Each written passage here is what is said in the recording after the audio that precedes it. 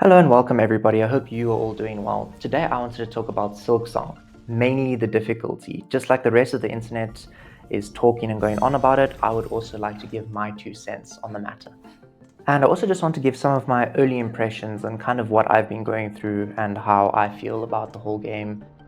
Some of the key differences between Hollowknight and Silksong are that Hornet moves differently to what you moved in Hollowknight. So where you could attack down in Hollowknight, Hornet attacks sideways when you press down, which is extremely confusing at first with the analog stick because it makes you want to you know, use the analog in the direction that she's going to hit, which just makes you hit sideways.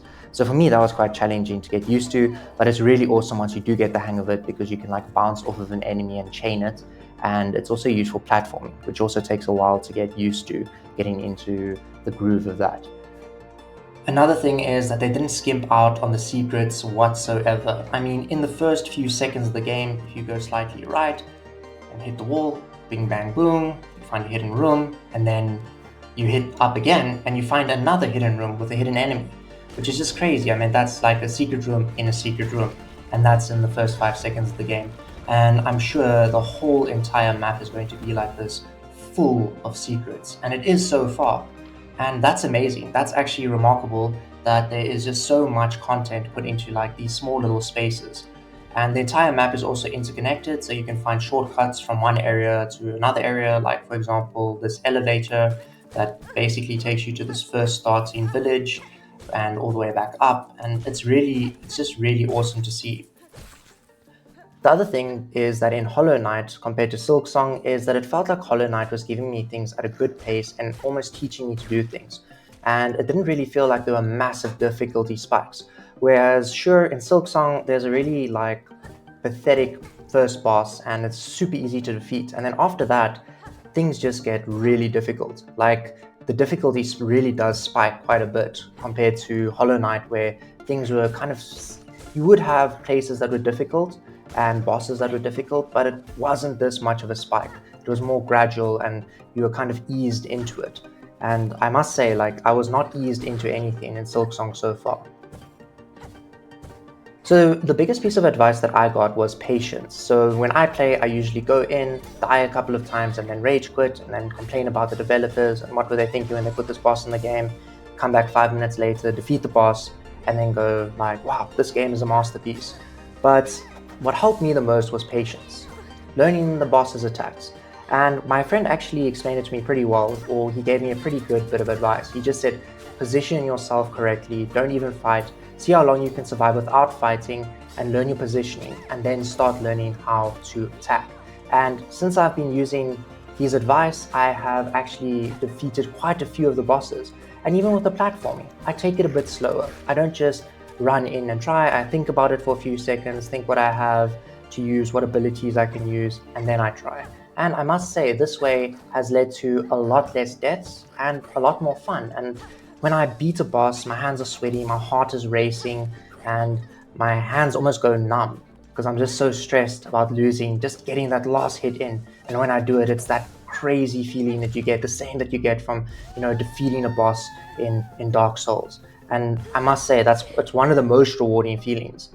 But there are parts in this game that really are just super challenging, and they kind of drown that feeling for me sometimes. Another really nice thing about this difficulty is that everybody is struggling. Yes, there's that small pocket of people that are just super talented with the game, but I think most people on the internet are struggling with the game. That's the biggest controversy about the game, is the difficulty. And it's really nice to see everybody, sharing a clip of them defeating a boss, or fighting a boss 100 times, and then that victory cry they give out after they defeated the boss.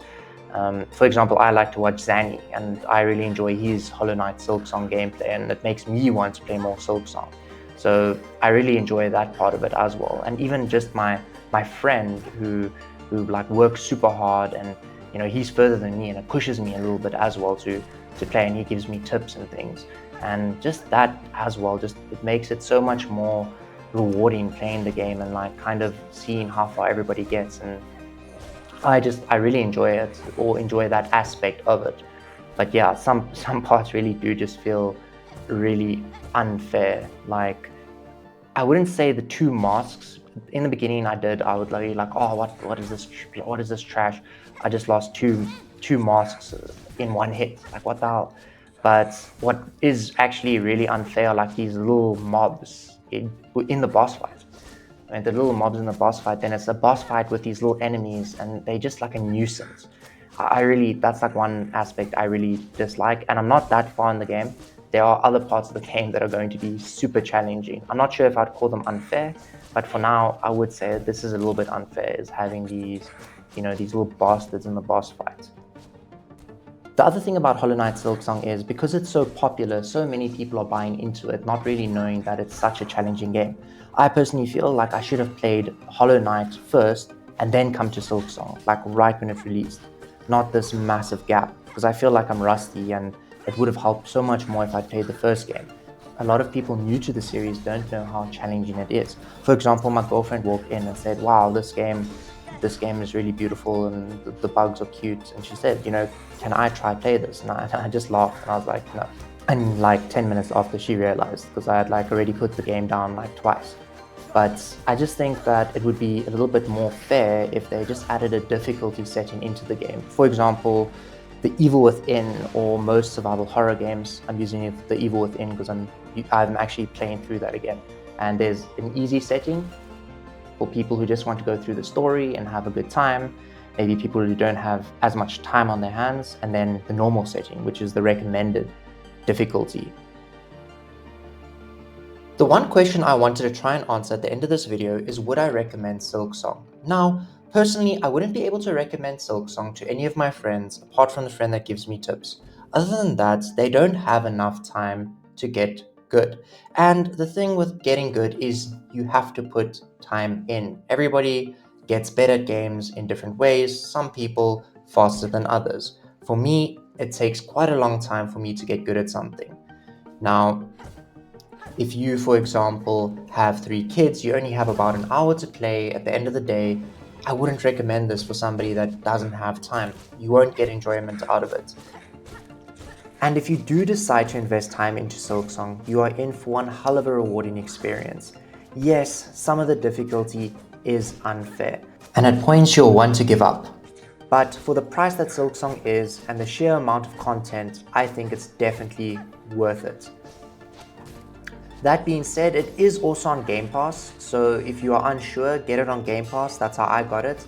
And if you don't like it, then you can try another game like Expedition 33, which is also just amazing. Anyway guys, thank you so much for watching. Like the video if you liked the video, dislike it if you didn't, and if you're not subscribed, please do subscribe. This video is a little bit different to my other videos. It's not so heavily scripted. This is mostly just me free talking, so I know it's a bit all over the place, and I do apologize about that. As I make more videos, I will get better at speaking, and the video qualities will also go up. I hope you guys all have a good one. See you next time.